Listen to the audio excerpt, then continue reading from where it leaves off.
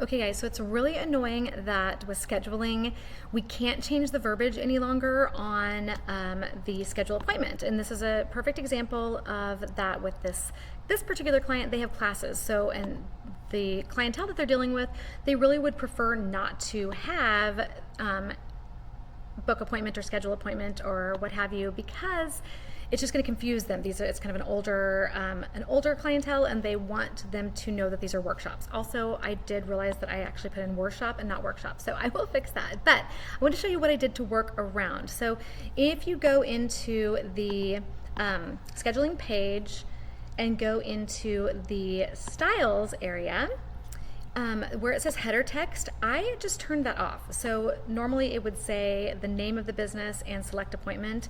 I'm going to be embedding this on the website anyway, so I can put my verbiage up at the top. I have the logo there. So I'm actually just going to, since I can't get rid of select appointment, I can't change that verbiage, I'm just making it the same color as the background. And then I'm going to say close and save and exit. And then I'll go back over to my website. And on the website, on the upcoming workshops page, what I have done is added, like I said, I've added my verbiage, everything that I want them to see up here. We've got the logo up in the top left corner, it's fine. But what you'll notice is my scheduling block here, when you look at it, it does have a lot of extra space at the top, because normally it would have the business name and it would have the schedule appointment here.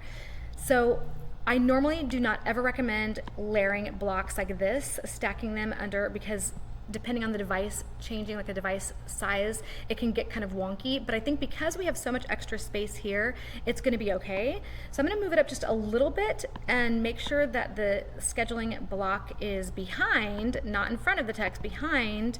And I'll make sure I do the same for mobile, that it is not too close to it, but also make sure that it's behind and not in front of the text. And then save it.